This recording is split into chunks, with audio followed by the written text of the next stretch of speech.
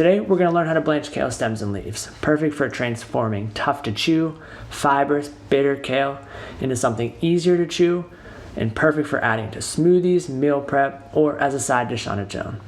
I'm Nick Zem from Walk to Eat, where we learn how to simplify healthy living so that you can be the best version of yourself. If you're interested in learning more about healthy cooking and eating, consider subscribing. To be honest, I don't blanch kale leaves all that often.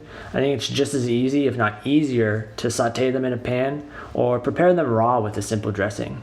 If you're interested in either of those preparations, then I put links to some recipes below that do just that. So why am I making this video? Because we're talking about stems, those often forgotten, tossed away kale stems. And I say we must never forget. So any trick that I can use to make kale stems more suitable for my palate than the trash is one I'd like to know, because I hate wasting food and I'm sure you do too. So let's get to it.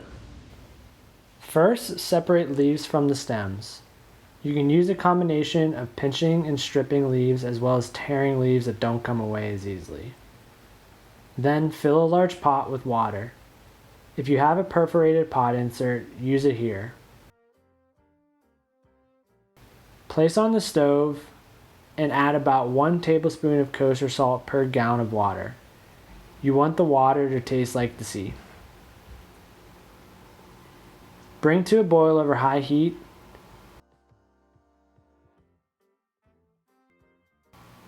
And add the kale stems.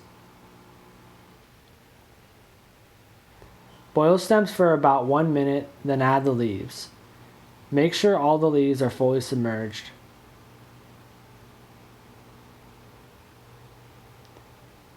Once all the leaves are submerged and the pot returns to a boil, boil for 2 more minutes.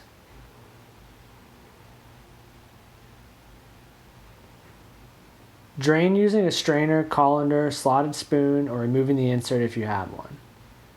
Lay the kale on a towel and squeeze to remove excess moisture.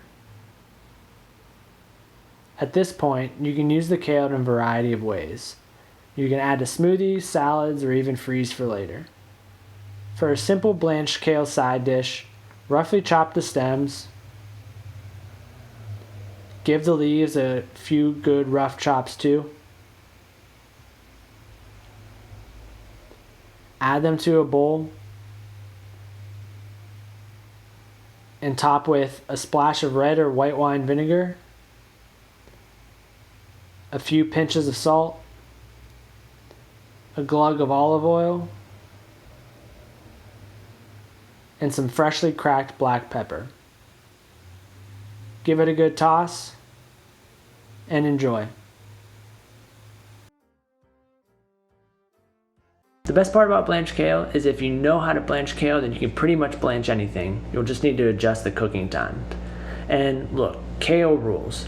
It's healthy, affordable, you can find it in most grocery stores, super versatile, and it tastes pretty good too.